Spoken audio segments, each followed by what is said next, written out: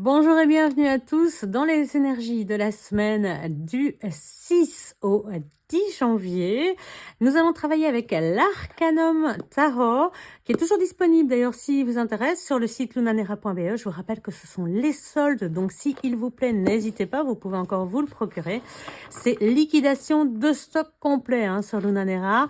Pensez aussi à vous abonner, à liker, à commenter. Franchement, j'adore vous lire.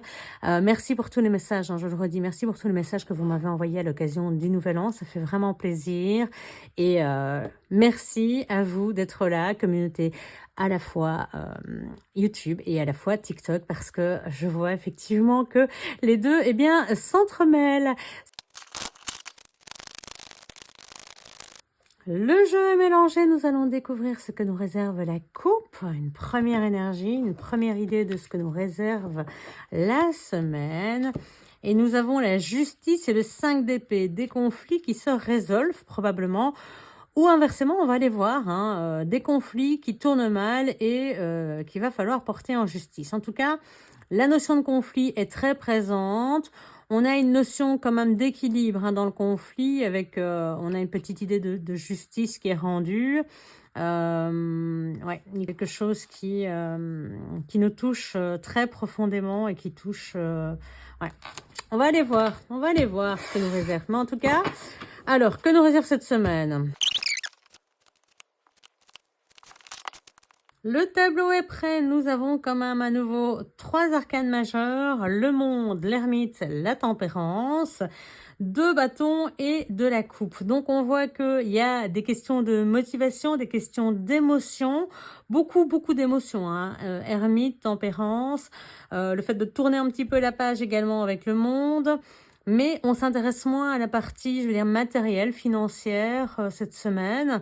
On va pas s'intéresser à tout ce qui est mental non plus, rumination ou autre. On va vraiment être sur des énergies plus de feu et d'eau. Donc, on va voir ce que ça nous donne un petit peu. Dans un premier temps, la ligne générale nous parle de relever la tête, de se redresser pour pouvoir voir les opportunités qui s'offrent à nous au lieu de conserver la tête tournée vers le passé. Ce n'est pas bon de ressasser toujours le passé. Il est temps de tourner la page avec ce monde qui est la dernière carte des arcanes majeures qui nous indique que on doit tourner cette page. Alors, on va voir, je vais recouvrir le jeu. C'est à nouveau, est-ce qu'on a réussi à tourner cette page ou est-ce qu'on a du mal justement à la fermer, ce chapitre, cette page? Et on voit qu'avec le 4 de bâton, on a le soutien de notre famille, on a quelque chose qui est très très stable, qui nous entoure, et que donc cela pourrait faire partie de notre force, même si en faiblesse on a l'ermite, c'est-à-dire que on aurait plutôt cette tendance à vouloir rentrer dans sa grotte. On va aller voir tout ça. Je pense que c'est intéressant de recouvrir pour comprendre. Regardez, sur la tempérance, on a également le feu et l'eau qui se mélangent. Mettre de l'eau dans son vin, comme on dit dans ces cas-là. Mais le feu et l'eau étant antipodes, techniquement, ils ne se mélangent pas et pourtant la tempérance y arrive. La justice qui ressort à côté du monde. On va avoir... évidemment, la sortie du Mémo Tarot de Colette Sylvestre, pareil, disponible sur lunanera.be, n'hésitez pas. Il est également en promotion cette semaine, en solde.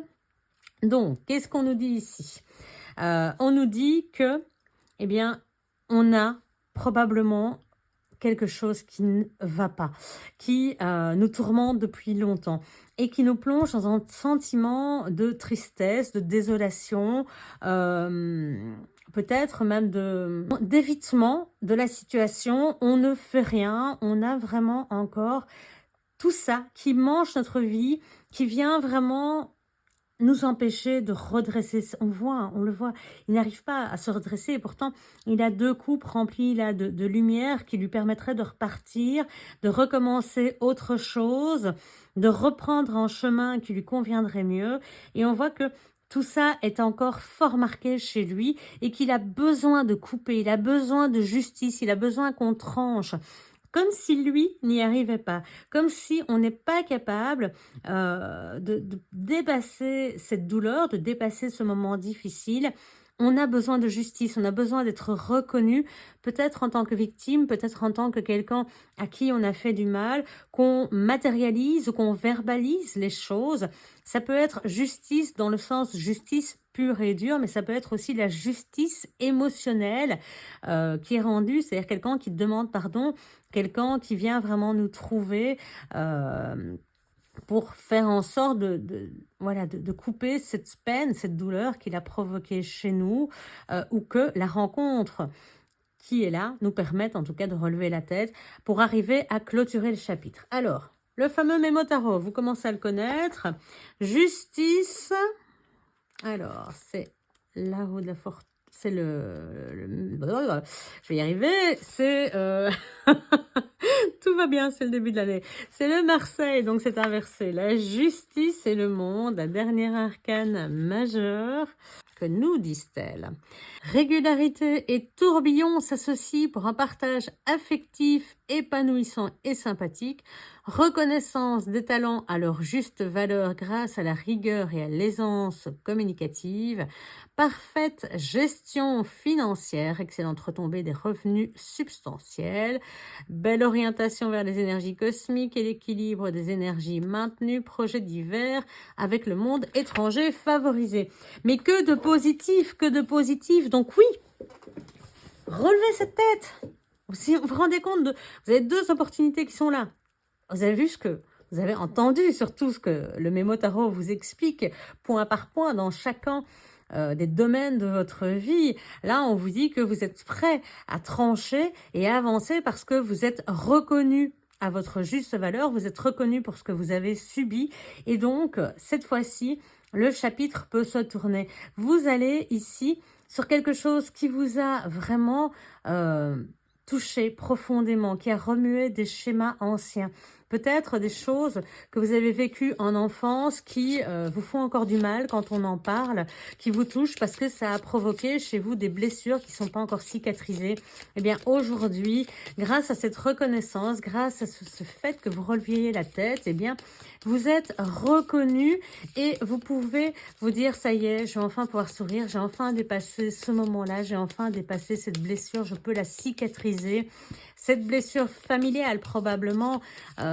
Et donc, on va aussi pouvoir quelque part soigner sa lignée familiale. Parce que ici, je vous ai dit, on est entouré de monde. Mais en fait, pour moi, par rapport à la ligne générale, ce que j'interprète, parce qu'il y a toujours l'interprétation et l'intuition dans le tirage du tarot, ce que je vois ici, c'est que cette reconnaissance vous permet de penser les blessures, de faire en sorte qu'elles cicatrisent et que au lieu d'une coupe vide ou retournée comme on a là, eh bien, on dépasse hein, le 5 et le 6, on a dépassé et ces coupes sont à nouveau remplies de jolies fleurs. Donc, on se dit, voilà, je crois que j'ai fait un travail sur ma lignée karmique, je crois que j'ai fait un travail sur peut-être des casseroles anciennes, hein, des casseroles transgénérationnelles. J'ai coupé avec ce qui n'allait pas. J'ai enlevé une partie, regardez, ce qui est tombé, c'est ce qui est tombé de l'arbre. C'est si, admettons, ceci représente votre arbre généalogique, eh bien, quelque part, j'ai envie de dire, les mauvaises choses, pas les mauvaises personnes, les mauvaises choses qui sont arrivées peut-être en transgénérationnel, que vous suivez, qui vous ont été transmises par héritage génétique, par héritage éducationnel, eh bien, elles tombent et vous allez pouvoir ressemer des graines qui vont pouvoir regermer, prendre le temps de redevenir qui on est, mais en tout cas, on se libère des choses négatives, des toxicités du passé, des toxicités familiales, et ça, moi je trouve que c'est beau parce qu'à la place, on va y mettre nos graines, on redémarre sur une nouvelle vision de la famille, probablement avec quelque chose qui a guéri hein, la famille sur les lignées à venir. Donc pour moi, ça c'est très très très beau hein, ce que je vois ici. La chose étant, c'est que on voit que vous avez quand même encore beaucoup de difficultés avec cela. Donc, à nouveau, arcane majeur qui se rejoignent.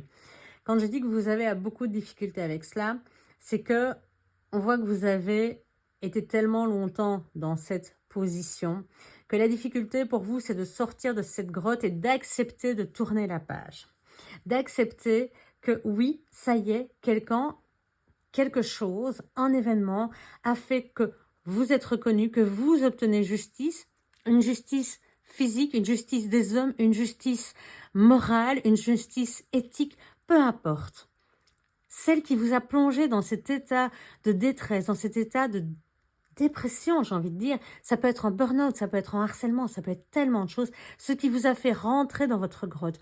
Et Dieu sait que vous êtes allé loin dans cette grotte, vous y êtes enfoncé très profondément, juste avec cette petite lanterne et ce bâton pour vous faire avancer. Ça a mis du temps, ça a pris des années pour arriver à une blessure aussi profonde. Aujourd'hui, on a l'impression que l'ermite, bien, il avance doucement, à pas prudent, peut-être un peu trop prudent parce qu'il a peur, et c'est bien normal quand on a eu on a l'impression d'avoir été spolié de quelque chose. On se dit, est-ce qu'on va récupérer tout? Non, clairement non. Il y a des blessures qu'on ne peut pas réparer, il y a des choses qu'on doit laisser dans le passé, et ça, on ne peut pas le réparer. Ce qui est passé, il faut juste arriver à vivre avec et à s'en soulager, tout simplement. Penser les blessures pour pouvoir réparer et semer de nouvelles choses. Donc, mais ne gardez pas les anciennes, ce serait comme garder de la toxicité dans votre arbre généalogique. Ayez la force de passer outre, d'aller au-delà des choses, de prendre la force d'avancer et de retourner sur ce chemin. C'est vraiment ça la difficulté que vous avez ici. Allez, on retourne dans notre Mémo tarot. Alors, l'ermite et la force, que nous disent-ils? Que les relations affectives peuvent être conflictuelles, trop autoritaires, qu'il va falloir peut-être là faire preuve d'un petit peu de discernement et de calme. C'est-à-dire que cette situation-là, elle pourrait être tellement perturbante, tellement bousculante que vous pourriez être stressé, nerveux, et ce qui pourrait rejaillir, bien entendu, quand on sait très bien que quand on est fort nerveux comme ça, souvent c'est sur les proches que ça retombe, on évacue souvent notre stress sur les personnes qu'on aime le plus malheureusement. Mais donc on voit que si vous restez là, vous allez avoir du mal dans vos activités professionnelles, vous allez là aussi vous énerver, vous allez manquer de fermeté, vous allez manquer de maîtrise, vous allez probablement vous risquer de faire des erreurs, et ça c'est vraiment si vous ne prenez pas la direction de la réparation. C'est si vous dites, je bloque, je reste dans ma grotte, je ne veux pas relever la tête. Ça, c'est ce qui arrive. Donc, je dis toujours, ça, c'est la partie négative. C'est si vous ne faites pas le chemin qui est le vôtre maintenant, voilà ce qui vous arrivera. Vous êtes prévenu. On ira voir après ce qui vous arrivera si vous décidez de suivre cette énergie. Ça, c'est vraiment l'énergie directrice de la semaine. Et si vous la refusez, vous êtes prévenu de ce qui vous arrive. Alors, qu'est-ce qu'on vous dit? Difficulté dans les situations financières avec un risque de redressement qui sera nécessaire. Manque de sagesse, manque de foi, l'énergie de la lassitude est là, on n'en peut plus, on n'en veut plus. Et puis enfin, manque de patience, pas de détermination, mais ça c'est dû à la lassitude, pas de structure dans la mise en place des projets. Donc vraiment, voilà, ça c'est quelque chose qui, voilà. Vous êtes prévenus, vous pouvez relever la tête vers une réparation et vers une réparation karmique, une réparation de votre lignée familiale, appelez ça comme vous voulez, transgénérationnelle. Tous ces mots-là sont tout à fait corrects dans la situation que l'on vit là, et en tout cas, ressemer des graines pour faire en sorte que bien, vos enfants, vos petits-enfants ne vivent pas ces situations. Je pense que ça, c'est important. Alors, magnifique. Nous avions ici 2 arcanes majeures, donc on a un contraste négatif très, très puissant. Pareil, 2 arcanes majeures côté positif, 2 arcanes majeures qui viennent contrebalancer, équilibrer et qui donc vous donnent autant de force que de faiblesse. Donc là, vous avez vraiment le choix. On ne peut pas dire que la difficulté à surmonter cette épreuve soit tellement immense que vous avez trop de force côté négatif et que ça va être beaucoup plus compliqué. Pas du tout. Ici, on voit que vous tenez bon, vous défendez votre territoire, vous dites ça suffit, vous ne passerez pas la porte, vous ne monterez pas ces escaliers, je suis là en tant que gardien de moi-même, en tant que gardien de mes énergies, je fais le choix d'être moi, je fais le choix de ne plus me justifier, je fais le choix de me défendre, mais en même temps, j'ai envie de dire, c'est pas de la défense, c'est la protection. je mets mes protections. Je fais en sorte que tout ça se passe bien sous les meilleurs augures pour réapprendre à m'aimer. Là, je vois le hiérophante, c'est celui qui donne les bons conseils. Donc, pourquoi pas les conseils de personnes avisées, hein. Vraiment, ça, c'est toujours important. Des personnes, des coachs, des enseignants, des psys, toutes ces personnes qui sont là pour donner des conseils avisés, qui ne connaissent pas votre situation personnelle ou du moins qui n'y interfèrent pas. Pourquoi? Parce que tout simplement, ils n'ont pas un regard biaisé sur votre situation et ça, c'est important. Que va-t-on faire? Eh bien, on ressort une troisième fois le Mémo Tarot avec nos amoureux. Alors, l'amoureux et le hiérophante, que nous disent-ils? Alors, j'ai pas mes lunettes, c'est terrible ça. Alors, le pape donc. Échange empreint de tendresse, de sagesse et d'amitié sincère et réconfortante. Excellente analyse des projets professionnels, aide et soutien de l'extérieur, maintien dans l'équilibre financier, vocation spirituelle sincère, établissement d'un bon équilibre énergétique, nécessité d'être à l'écoute des bons conseils. Vous voyez que quand on lit le Mémo Tarot, on est vraiment aux antipodes, hein. On a d'un côté tout qui va mal, tout qui se casse la figure, les finances, tout, et puis le bonheur le plus total de ce côté-là, si on défend son territoire, si on se décide à se dire, ok, vous aviez, c'est comme si finalement, moi si je reprends cette carte-là, je vous dirais que l'histoire que j'envoie, c'est un jour, ce jeune homme, il vivait tranquillement dans son château, et eh bien, tous ces gens sont venus, ont défoncé la porte et l'ont spoilé d'une partie de ses biens, d'une partie de ce qu'il avait. Et il a été quelque part difficile de récupérer, difficile de rétablir la situation comme elle était auparavant. Il a probablement pas su. Peut-être que si on l'a spoilé, peut-être qu'il n'avait plus l'argent nécessaire pour racheter les biens qu'on lui avait volés, ou tout simplement qu'il y a des choses qui sont d'ordre affectif et qu'on ne récupérera pas parce que des objets d'ordre sentimental, ça c'est quelque chose qu'on ne sait pas récupérer. On ne sait pas acheter l'amour, l'affection ou les souvenirs. Ça, c'est pas possible. Et aujourd'hui, il se dit, il n'est plus question parce que ça l'a mis dans cet état-là.